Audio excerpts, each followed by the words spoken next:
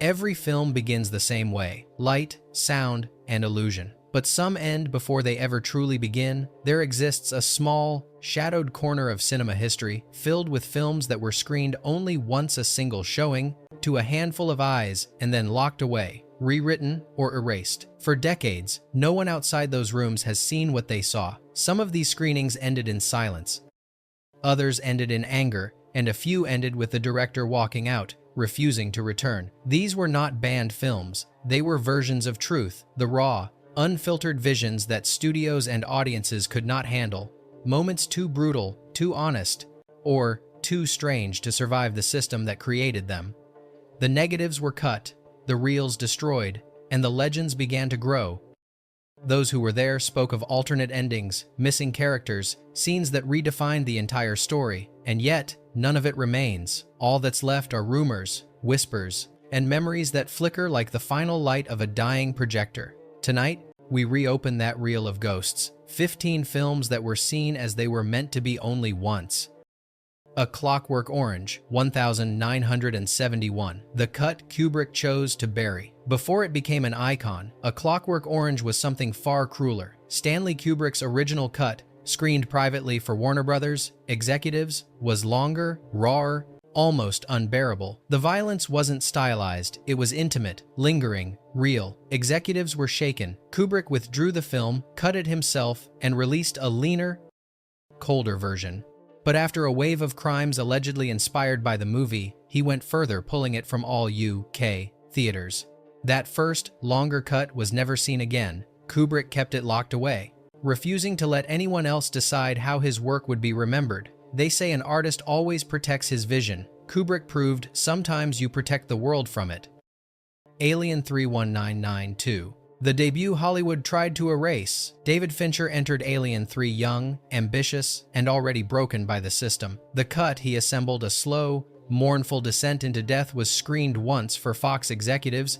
They hated it. Too quiet, too bleak, too human. He was pushed out of the editing room. The film was rewritten, reshot, sanitized. Fincher's original version, the one screened in secret, vanished completely. Only fragments remain, pieced together years later as the so-called assembly cut. But that was not his film. Those who worked on the project said the first version was haunting, a meditation on loss, not monsters. Fincher never spoke of it again. Sometimes silence is the only form of protest that survives the machine. The Devils, 1971. The film that terrified its own studio. No film has ever frightened a studio quite like The Devils. Ken Russell's original version, screened once for British censors, was pure confrontation, sex, faith, hysteria, and corruption blended into something the world wasn't ready to face. The screening was silent. Then came the outrage. The BBFC demanded heavy cuts. Warner Brothers ordered more. By release, the film had been stripped of its most shocking imagery, its meaning fractured. That first cut contained full sequences that reframed the story from blasphemy to tragedy. Russell called it his masterpiece. The studio buried it under shame. 50 years later, the original version still hasn't been released. It's rumored to exist in vaults, sealed tighter than any horror film. Maybe not because of what it showed, but because of what it revealed.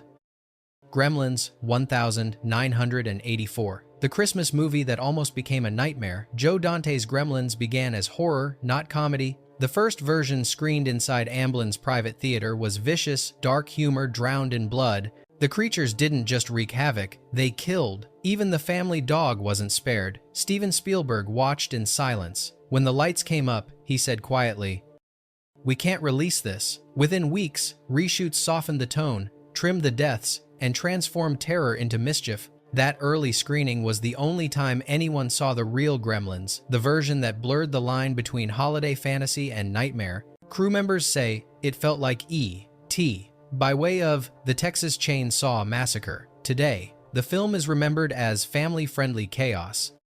But once, for one night, it was something much darker, a Christmas movie that hated Christmas.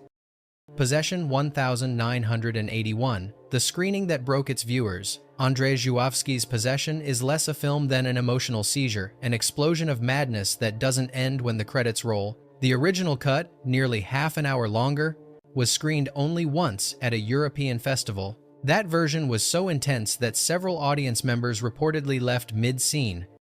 Żuławski said he made it in the middle of his own personal collapse. The movie showed that collapse in real time, but distributors called it incomprehensible. They demanded edits. What followed was a mutilation.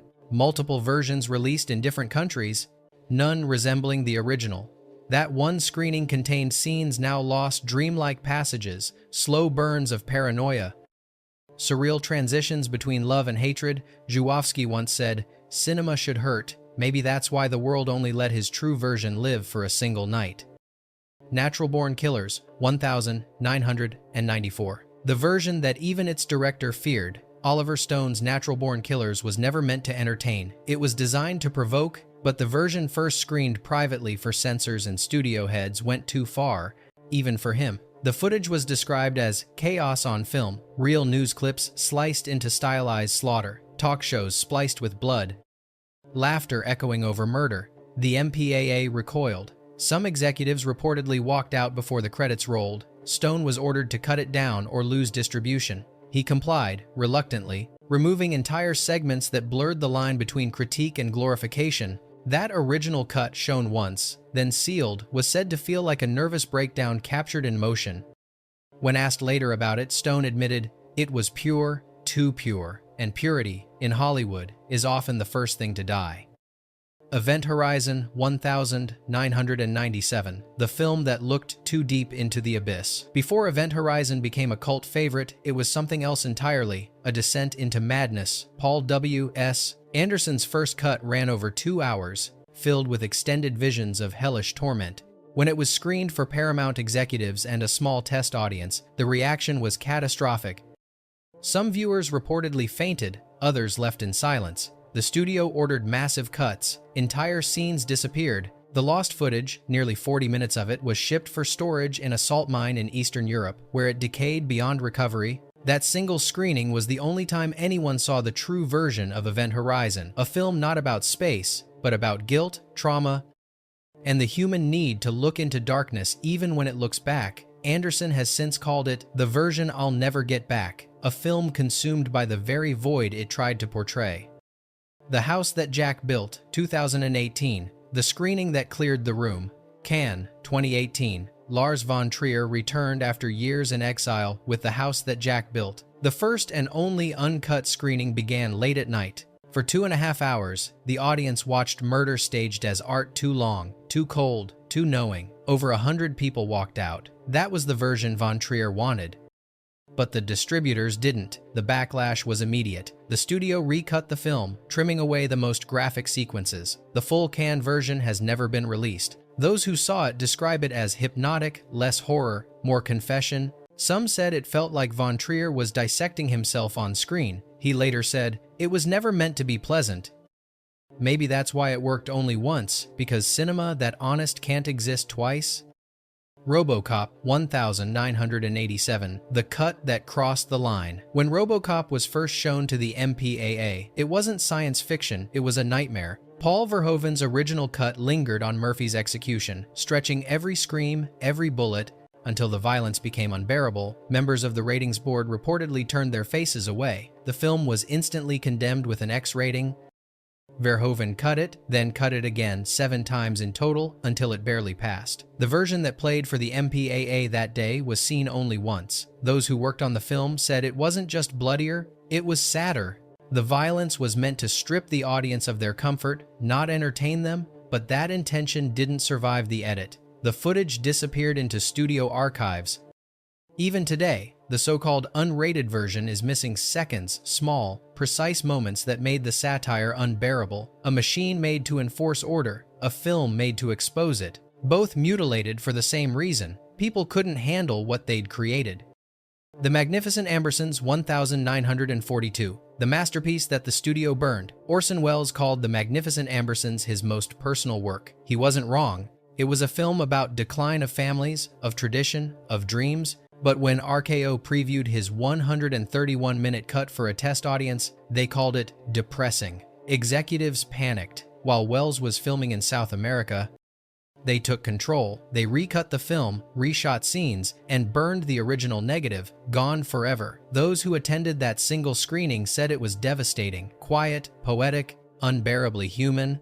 The version the world saw was something else, shorter, neater, stripped of its soul. Welles never forgave them. He once said, "They didn't destroy my movie, they destroyed part of me." And that's what Ambersons became a funeral not just for old money, but for the idea that art could survive commerce. Little Shop of Horrors, 1986. The ending that was too honest. Frank Oz originally ended Little Shop of Horrors the way the stage musical did. Everyone dies and the plant wins. It was a dark fable about greed, fame, and the price of getting what you want. But when the first test screening in San Jose rolled, the audience fell silent. No laughter, no applause. One executive muttered, "We can't release this." Within weeks, the entire finale was rewritten. Audrey survived, Seymour triumphed, the monster was defeated. That one original screening, however, included an extended destruction sequence. Cities swallowed by vines, skyscrapers toppled under roots. The footage was destroyed. The 2012 restoration gave us a glimpse, but not the full vision. The version that audiences couldn't bear still lives only in rumor. It's ironic, really. A story about a monster consuming everything, devoured by its own audience. Brazil, 1985. The version that dreamed too darkly. Terry Gilliam's Brazil wasn't a film, it was a warning. His original cut, screened once to a group of students in Los Angeles, ended in despair. Sam Lowry, the dreamer, trapped in a bureaucratic machine, escaped only in madness. That screening was never authorized, but it spread like wildfire.